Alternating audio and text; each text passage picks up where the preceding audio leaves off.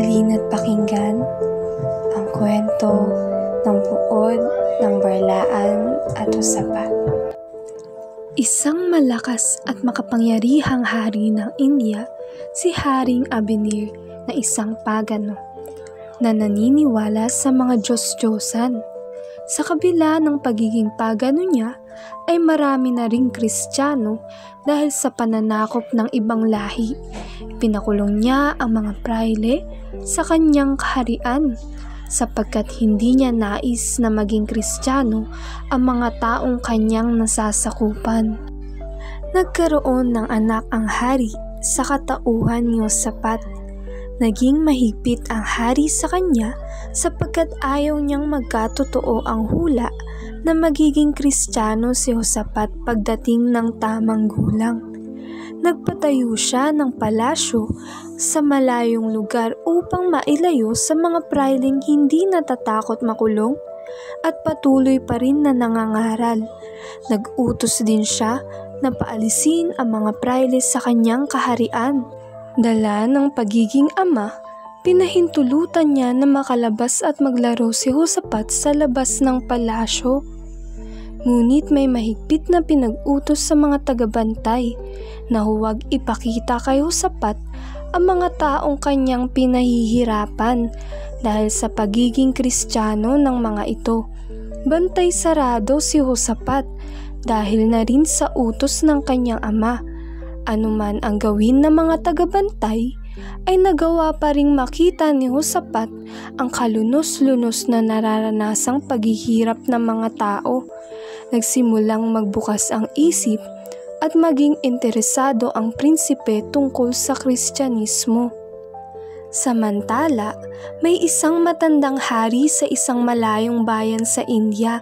Sa katauhan ni Barlaan, naging misyon niya na turuan ng aral ng Kristyanismo si Hosapat dahil sa ipinarating sa kanya ng Diyos na may taglay na mabuting puso ang prinsipe. Nagbalat kayo ang matanda bilang mangangalakal kaya nagawa niyang makapasok sa palasyo. Hindi naglaon ay naging Kristiyano ang prinsipe nang walang nakakaalam. Natuklasan na lamang ito ni Sardan dahil sa napansin niya ang palagiang pagdalaw ni Barlaan sa palasyo. Binalaan niya ang prinsipe sa maaaring mangyari dahil sa pagiging Kristiyano nito. Nakiusap si Hosapat na panatilihin ang lihim at hintayin ang tamang panahon. Inanyayahan ng prinsipe si Sardan na makinig sa mga aral ng Kristyanismo. Nagpa siyang umalis si Barlaan sa palasyo. Hiningi ng prinsipe ang isang damit ermitanyo kay Barlaan bilang alaala. Inilaan ni Hosapat ang kanyang panahon sa pakikipag-usap sa Diyos at paghingi ng kapatawaran. Hindi mapalagay si Sardan, kaya nag-isip ito ng paraan upang makapunta sa hari. Nagkunwari siyang may sakit. Pinagamot siya ng hari at nalaman na wala talaga siyang sakit. Doon na ipinagtapat ni Sardan ang kanyang nalalaman tungkol sa prinsipe. Nagalit ang hari at iniutos na dakpin si Barlaan at ipahiya sa isang debate. Kung magagawang matalo si Barlaan sa pagtatalo, ay maaaring mawalan ng pananalik ang prinsipe sa kanya at bumalik sa pagiging pagano. Nabigo naman ang hari na matagpuan si Barlaan. Ngunit isang astrologo na si Nakor ang kanyang nadakip. Buong akala nila na si Nakor ay si Barlaan. Nalungkot si Hosapat sapagkat nalaman niya na nadakip na si Barlaan. Nakipagkasundo ang hari sa prinsipe.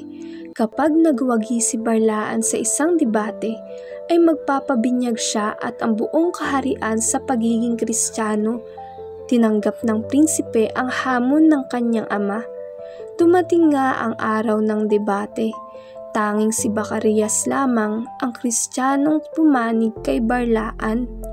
Binalaan ng hari ang mga alagad na paham ng kaharian na kung hindi nila matatalo si Barlaan, ay buhay nila ang kapalit nito. Nalaman naman ng prinsipe na hindi totoong si Barlaan ang makikipagdebate, ngunit hindi niya ito ipinahalata. Nang dumating ang oras ng pagdedebate, tila nagmula sa langit ang biyaya ng karunungan, sapagkat nagawa ni Nacor na masagot ang lahat ng tanong ng mga paham. Pinatigil ng hari ang pagdedebate upang ipagpabukas. Kinausap ng prinsipe si Nacor upang sabihin na alam niya na hindi siya ang totoong Barlaan, at tinuruan ng mga aral ng Kristyanismo.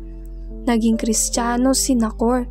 Sumama si Nacor sa mongheng naninirahan sa monasteryong nasa labas ng lungsod. Nang hinayang ang hari sa nangyari, nawalan siya ng pagkakataon na talunin ang inakala niyang si Barlaan. Nawalan tuloy siya ng paniniwala sa kanyang mga Diyos, ngunit ayaw pa rin niya sa Kristyanismo. Dumating ang araw ng kapistahan. Ipinayo ng ministro ng hari na palitan ang lahat ng utusan sa kaharian ng mga babae upang tuksuhin si Josaphat. Naging sandata ni Josaphat ang panalangin upang makaiwas sa tukso. Dahil sa isang pangitain, nagkasakit si Josaphat at dinalaw siya ng hari. Doon napagtanto na hindi dapat daanin sa paghimok at hindi sa pagbabanta ang kanyang anak. Samantala, iminungkahi ng ministro sa hari na makipagdebate sa anak. Natalo ang hari, hinati ang kaharian sa dalawa. Namuno si Josaphat sa isang kaharian at kasama ang mga taong ayaw magtamo ng parusa. Simbahan ang unang ipinatayo ni Josaphat. Naging masagana ang kanyang mga nasasakupan, kaya nagtungo ang mga tao sa kanyang kaharian na mula sa kaharian ng kanyang ama.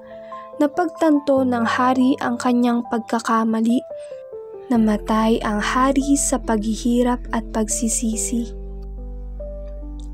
Inihabili ni Josaphat ang kaharian sa kanyang tapat na tauhang si Baracayas upang hanapin si Barlaan.